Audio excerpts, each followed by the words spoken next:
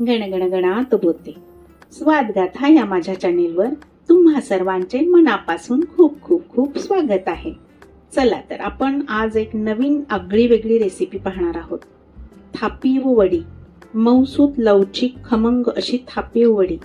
ही वडी आमच्याकडे पितृपक्ष पंधरवड्याला जास्त करतात. एरवी सुद्धा आवडते म्हणून आम्ही करून खातो. आता त्यासाठी काय काय साहित्य लागते पाहूया. 1 कप बेसन, त्याच्यानंतर 10 ते 12 लसणाच्या पाकळ्या आणि थोडंसं आलं, त्याच्यानंतर धुवून स्वच्छ घेतलेली कोथिंबीर, सुक्या खोबऱ्याचा किस, 4 ते 5 हिरव्या मिरच्या, थोडंसं तेल, जिरे, मोहरी, हळद आणि हिंग आणि पाणी. चला तर आपण सुरुवात करूया. त्यासाठी आधी काय करते, मी वाटण करून घेते आहे. 4 ते 5 हिरव्या मिरच्या, तुम्हाला जर जास्त तिखट आवडत असेल तुम्ही एखाद दुसरी मिरची वाढवू शकताय. लसूण आणि आलं आणि त्यामध्ये थोडीशी जिरं टाकते आहे. आता मी याची पेस्ट करून घेत आहे मिक्सरमध्ये फिरवून. हे पहा अशी. आता आपण बेसन घेऊया बोलमध्ये मोठ्या.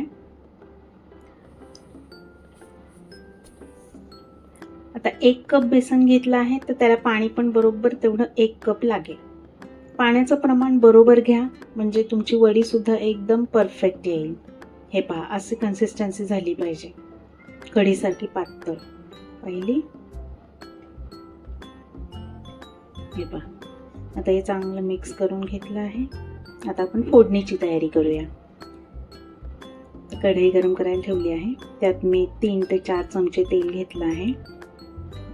मोहरी घेतली आहे. मोहरी चांगली तळतळली की त्यात जिरं टाकायचे आहे. हळद, हिंग हे सगळं मोहरीचं साहित्य टाकून घ्यायचं आहे.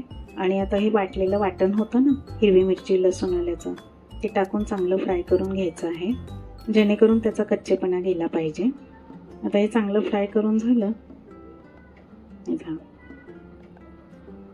मस्त वास सुटला पहा किती. आता हे आपण पातळ केलेलं पीठ होतं ना ते टाकून घ्यायचं आहे आणि मीठ टाकायचं आहे. आणि एवढा फास्ट हलवायचं आहे ते की त्याची गुठळ्या नाही झाल्या पाहिजे.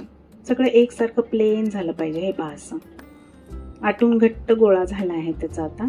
आता याला आपण 1-2दा वाफ द्यायची आहे. छान असं शिजवून काढायचं आहे पीठ. हे 4 ते 5 मिनिटं वाफ द्यायची आहे. हे पहा. आता तोपर्यंत काय करूया, पोळपाटाला तेल लावून घेते आहे म्हणजे त्याच्यावर आपल्याला ते थापता येईल वडी. याला पण वाफ येते छान अशी. तुम्ही पण नक्की नक्की करून पहा, तुम्हाला पण नक्की आवडेल. आणि परफेक्ट प्रमाणासह साहित्य घ्या सगळं म्हणजे वडी चुकणार नाही तुमची. आता तोपर्यंत वाटीला पण बेसला मी लावून घेते, कारण वाटीने थापायचं आहे. गरम असल्या कारणाने हाताने नाही थापता येणार, वाटीने आपण थापूया. आपण नावच आहे ना थापीव वडी. हे पहा. आता हे आपण मिश्रण छान झालं आहे. याचा गोळा पण होत आहे, असा घट्ट गोळा व्हायला सुरुवात झाली आहे.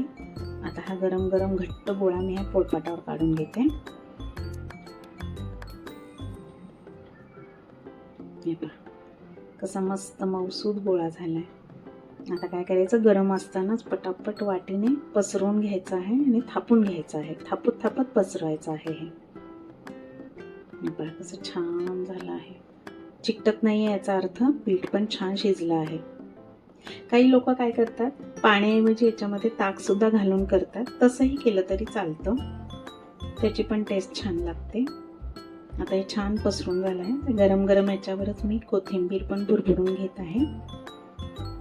एकसारखं करून घेते म्हणजे मला वडी कापायला पण सोपं जाईल.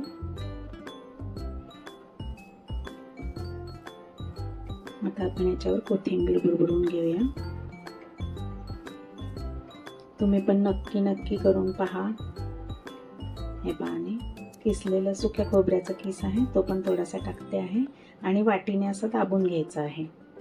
हे पहा असं म्हणजे त्याला बरोबर ते चिकटेल सगळं. हे पहा किती सुंदर दिसत आहे. आता हे ना थोडंसं गार होऊ द्यायचं आहे आपण आणि गार झाल्यानंतर याच्या वड्या पाडायच्या आहेत. एकदम छान कापल्या जातील वड्या. पहा आता मी डायमंड शेपमध्ये कापत आहे. तुम्हाला जसा आकार पाहिजे तसं त्या शेपमध्ये तुम्ही कापू शकता. हे पहा, अजिबात चिकटत नाहीये पीठ, खूपच सुंदर शिजलेलं आहे. डायमंड शेपमध्ये कापते पहा. तर कशी वाटली तुम्हाला ही रेसिपी? तुम्ही पण नक्की करून पहा आणि मला कमेंट करून नक्की सांगा की कशी झाली होती. माझा व्हिडिओ पूर्ण पाहिल्याबद्दल मी आपली खूप आभारी आहे.